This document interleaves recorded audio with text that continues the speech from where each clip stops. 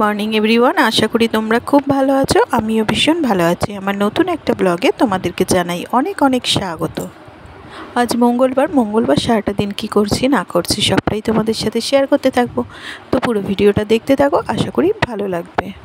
এই যে সকালে উঠে একদম প্রথম ইম্পর্টেন্ট কাজ হচ্ছে বোজোকে রেডি করিয়ে স্কুলে পাঠানো, যেটা খুব তাড়াহুড়োর মধ্যে করতে হয়, আর সেটা করা হয়ে গেছে। এবার সংসারের কাজে হাত দেবো। আর এই ভাদ্র মাসের তীব্র গরমে কিভাবে যে সকাল থেকে দুপুর পর্যন্ত কাটাচ্ছি সেটাই শেয়ার করতে থাকবো তোমাদের সাথে গল্প করতে করতে। সকাল সকাল উঠে তো মানে বোজোকে রেডি করিয়ে খাইয়ে দাইয়ে স্কুলে পাঠিয়ে দিলাম। ওর তো এক্সাম চলছে, তোমরা যারা আমার মানে আগের ভিডিওগুলো দেখেছো তারা জানোই। তো আর বেশি দিন নেই, শুক্রবার দিনই এক্সাম শেষ হয়ে যাবে, মানে 12 তারিখে। তো যাই হোক, স্কুলে চলে যাওয়ার পর এই যে আমি এখন ঘরটা গুছিয়ে নিচ্ছি। আর ঘরের প্রথম কাজই হচ্ছে বিছানাটাকে ক্লিন করা, যেটা সবচেয়ে বেশি মানে গুরুত্বপূর্ণ বলতে পারো। মানে যতক্ষণ না বিছানাটা ক্লিন হচ্ছে ততক্ষণ মানে যা কিছুই ক্লিন করি না কিছু মানে পরিষ্কার আর লাগে না। বিছানাটা টান টান করে গুছিয়ে নিলে পরে ব্যাস ঘরের লুকটাই যেন চেঞ্জ হয়ে যায়। আর এখন পরপর কাজ চলতেই থাকবে, মানে ঘর গোছানো বলো, জামা কাপড় কাচা, সেগুলো মেলা, তারপরে রান্না বান্না সমস্ত কিছুই তো দুপুরের মধ্যে কমপ্লিট করতে হবে। তবে বোঝো তাড়াতাড়ি এখন চলে আসে, এক্সাম হচ্ছে যেহেতু তাড়াতাড়ি ছুটি হয়ে যাচ্ছে, ও তাড়াতাড়ি চলে আসে। তারপরে এখন তো এক্সট্রা কাজ, বোঝোর এক্সাম চলছে বলে কোশ্চেনগুলোকেও টুকে রাখতে হচ্ছে সকালবেলা একটুখানি সময় বের করে। তো দেখো সমস্ত কিছু একটু ক্লিন করে নিচ্ছি, যেটা আমার প্রতিদিনের বলতে পারো, প্রতিদিন বলতে কি একদিন বাদে বাদে করি আর কি।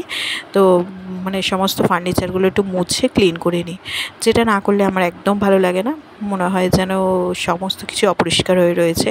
তবে একদিন বাদে বাদে সমস্তটা পরিষ্কার করে নিলে পরে মানে মনের দিক থেকে অনেকটা শান্তি পাওয়া যায়। আর আমাদের হাউস ওয়াইফদের ঘর সংসার এইসব নিয়েই তো জীবন কেটে যায়, মানে বলতে পারো প্রতিটা দিন প্রতিটা মুহূর্ত মানে এইসব কাজবাজ নিয়েই মানে কেটে যাচ্ছে আর কি। আর কীভাবে যে কেটে যাচ্ছে প্রতিটা দিন মানে বুঝতেই পারছি না। সকাল শুরু হচ্ছে নতুনভাবে, আবার সেই আস্তে আস্তে দেখছি রাত হয়ে যাচ্ছে সারাদিনে কাজকর্ম করতে করতে। তো সত্যি প্রতিটা দিন কীভাবে কেটে যাচ্ছে কিছুই বোঝা যাচ্ছে না আর কি। আর সমস্ত মানে খেয়াল রাখা, বাড়ির লোকজনের খেয়াল রাখা, কে কী খাবে সমস্তটা যেন হাউস ওয়াইফদের ওপরেই এসে মানে বর্তায় আর কি। সেটাই পালন করার চেষ্টা করি যথাযথভাবে, মানে আমার সাধ্য মতন আর কি সমস্ত কিছু পালন করতে থাকি। আর বন্ধুরা, তোমরা তো আমার ভিডিও দেখছো অবশ্যই, তো কেমন লাগছে একটু কমেন্ট করে জানিও, তাহলে পরে ভিডিও করার মোটিভেশনটা খুব ভালোভাবে পাবো। তো একটু লাইক করে দিও, একটু ছোটো ছোটো একটু কমেন্ট করো, একটু সময় বের করে। তোমার জানি সবারই মানে সময়ের ভীষণ গুরুত্ব আর কি, সবারই সময় মানে বের করে কারোর জন্য মানে কোনো কিছু করাটা খুবই মানে কষ্টকর আর কি। তো তাও রিকোয়েস্ট করছি একটু সময় বের করে একটু ছোটো ছোটো কিছু কমেন্ট রেখে গেলে পারে ভীষণ ভালো লাগে। তো অবশ্যই আশা করি তোমাদের কাছ থেকে যে এইটুখানি হেল্প মানে করবে, একটু লাইক করে দেবে, একটু ছোটো ছোটো কমেন্ট করে দেবে, আর ভিডিওটা দেখে অবশ্যই একটা সাবস্ক্রাইব করে দিয়ে যেও। তো দেখো এদিকে ঘরটা তো ক্লিন করা হয়ে গেছে, এবার ঘরটা ঝাড় দিয়ে নিলে পরে মোটামুটি ঘরের কাজ কমপ্লিট হয়ে গেল। নিচের ঘরটা একদম পরিষ্কার করা হয়ে গেছে। এবার চলে আসলাম ছাদে, আর ছাদে এসেই দেখছি একদম ঝকঝকে চকচকে আকাশ একেবারে।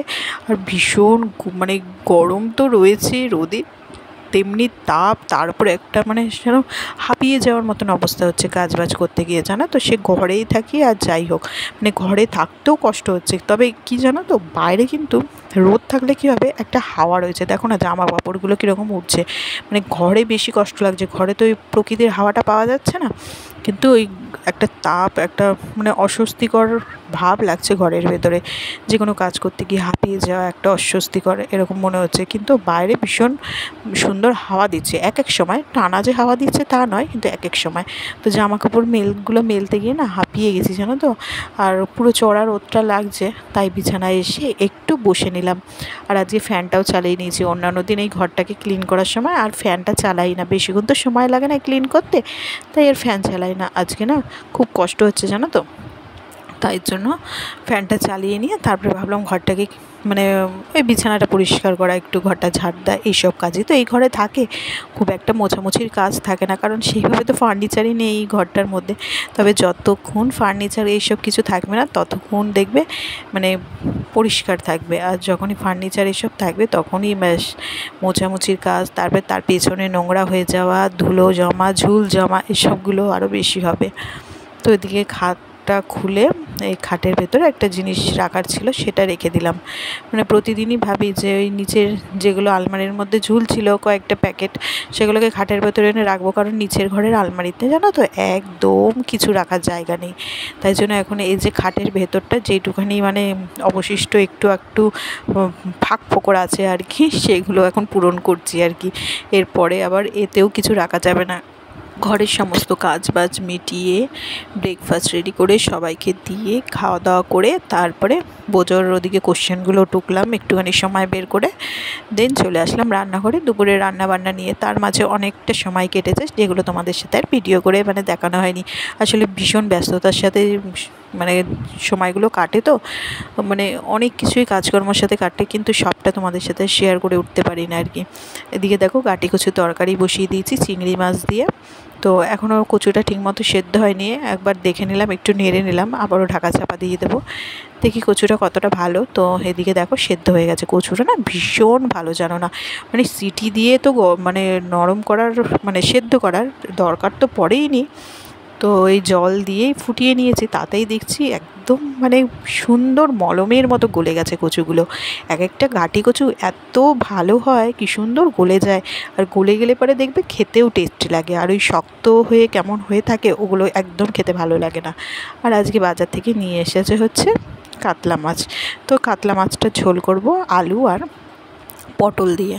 এদিকে দেখো মৌসুমিগুলো সব কেটে রেখে দিয়েছি, এখন জুস করব, জুস করে ছেলেকে দেবো আর ছেলের বাবাকে দেবো, তাই জন্য একটু বেশি করেই কেটে নিয়েছি। আসলে কী বলো তো, এই মৌসুমি না বেশি দিন থাকলে পারে দেখছি গরমে একদম পুচে নষ্ট হয়ে যাচ্ছে, তাই জন্য ভাবছি না করে ছেলেকেও দিই, ছেলের বাবাও যেহেতু দোকানে গরমের মধ্যে কাজবাজ করছে, ওরও ভীষণ কষ্ট হচ্ছে, একটু ফলের জুস এসব দিলে পারে না, একটু মাঝে মধ্যে গ্লুকন্ডি গুলে দিই আর কি, কখনো মানে লেবুর জুস করে মানে শরবত করে দিই আর কি, ওই কাগজি লেবুর শরবত।